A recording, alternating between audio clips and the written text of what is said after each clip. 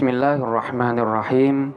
Pembahasan kita kali ini adalah masih lanjutan dari posisi atau penempatan dari maf'ul bih dalam susunan kalimat. Pada pembahasan terdahulu telah dibahas bahwa posisi daripada maf'ul bih harus diakhirkan dari fa'ilnya. Dalam artian fa'il harus didahulukan dari maf'ul bihnya, dan di sana telah dijelaskan terdapat beberapa keadaan yang harus mendahulukan fa'ilnya. Fokus kita pada pembahasan kali ini adalah maf'ul bih harus didahulukan dari fa'ilnya. Selanjutnya, maf'ul bih wajib untuk muqaddam atau wajib untuk didahulukan dari fa'ilnya, yaitu yang pertama manakala fa'il itu dibatasin dengan adat hasr. Yang dimaksud dengan adat hasr itu adalah alat-alat yang berfungsi untuk meringkas. Yang dimaksud dengan adat hasr di sini adalah berupa innama atau illah. Contoh yang diringkas atau yang dibatasin dengan adat innama seperti lafaz innama yakhsha Allah min ibadihi al-ulama'u. Innama hanya saja yakhsha takut Allah kepada Allah min ibadihi dari hamba-hambanya Allah al-ulama'u siapa ulama. Hanya ulama lah yang takut kepada Allah. Dalam susunan ini maf'ul bih wajib didahulukan dari fa'ilnya karena di sini fa'ilnya diringkas atau dibatasin dengan lafaz innama. Hanya ulama lah, artinya selain ulama itu tidak. Jadi hanya ulama lah yang takut kepada Allah. Ini yang dimaksud dengan membatasin fa'il dengan adat hasr. Contoh yang lain seperti lafaz innama ya'rifu ijabata hadhil mas'alah khalidun. Innama hanya atau hanya saja ya'rifu mengetahui ijabata hadhil mas'alah kepada jawaban masalah ini atau soal ini Khalidun siapa Khalid. Hanya Khalid lah yang tahu jawaban dari permasalahan ini. Dalam susunan ini maf'ul bihnya wajib didahulukan dari fa'ilnya. Kenapa? Karena di sini terjadi pembatasan fa'il dengan menggunakan adat hasr innama.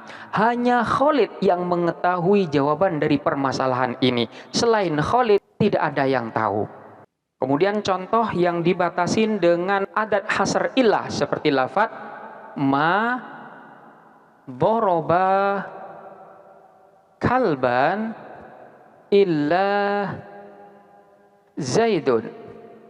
Ma tidak ada doroba yang memukul kalban kepada anjing illa zaidun kecuali siapa Zaid. Dalam susunan ini, lafaz kalban yang berkedudukan sebagai maf'ul bih ini wajib didahulukan dari fa'ilnya. Karena dalam susunan ini telah terjadi pembatasan fa'il dengan menggunakan adat hasr illah. Sehingga maknanya adalah tidak ada orang yang memukul anjing kecuali Zaid. Hanya Zaid lah orang yang memukul anjing. Selain Zaid tidak ada. Khusus di dalam masalah fa'il yang dibatasin dengan illah ini terdapat dua pendapat. Pendapat yang pertama mengatakan boleh mendahulukan maf'ul bihnya. Contohnya seperti lafaz ini, ma doroba kalban illa zaidun. Di sini maf'ul bihnya didahulukan. Kemudian pendapat yang kedua mengatakan bahwa maf'ul bih tetaplah harus diakhirkan. Artinya maf'ul bih tidak boleh mendahuluin fa'ilnya. Contohnya seperti lafaz ma fahima at-tullabu illa ad-darsa al-awwal. Ma fahima tidak faham at-tullabu siapa para siswa illa kecuali ad-darsa kepada pelajaran al-awwala yang pertama. Para siswa tidak ada yang paham kecuali hanyalah pelajaran yang pertama. Jadi menurut pendapat yang pertama, maf'ul bih di sini boleh didahulukan dari fa'ilnya. Sementara pendapat yang kedua mengatakan bahwa maf'ul bih di sini wajib untuk diakhirkan dari fa'ilnya. Artinya dia tidak boleh mendahuluin fa'ilnya. Perbedaan pendapat ini hanyalah terjadi manakala adat hasarnya itu berupa lafadz illa. Kemudian kondisi yang kedua, yang mana maf'ul bih wajib didahulukan dari fa'ilnya adalah apabila pada fa'il terdapat dhamir dan dhamir ini kembali kepada maf'ul bihnya. Seperti lafadz dzakara ad-darsa qari'uhu. Dzakara mempelajari ad-darsa kepada pelajaran, qari'uhu siapa orang yang membaca ad-darsa atau siapa orang yang membacanya. Di sini fa'ilnya terdapat dhamir yang mana dhamir ini kembali kepada maf'ulnya.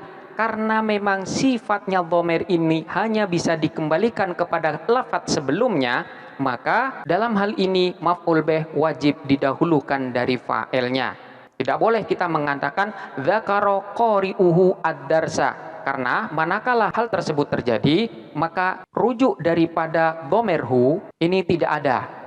Kemudian yang ketiga adalah maf'ul bih wajib muqaddam manakala maf'ul bih tersebut berupa dhamir sementara fa'ilnya berupa isim dhahir. Contohnya seperti lafadz Dharabani Ahmad. Dharaba telah memukul ni kepadaku Ahmadu siapa Ahmad. Di sini maf'ul bihnya berupa dhamir sementara fa'ilnya berupa isim dhahir. Maka maf'ul bihnya wajib didahulukan dari fa'ilnya. Hal ini berlaku manakala maf'ul bih tersebut berupa dhamir muttasil.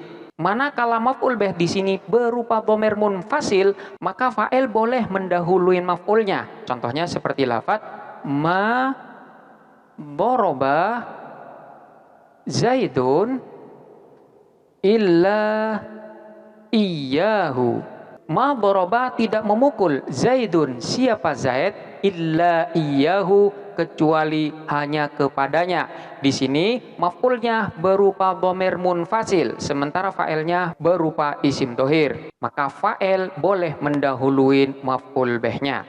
Demikianlah pembahasan tentang posisi daripada maf'ul bih, di mana maf'ul bih tersebut harus didahulukan dari fa'ilnya.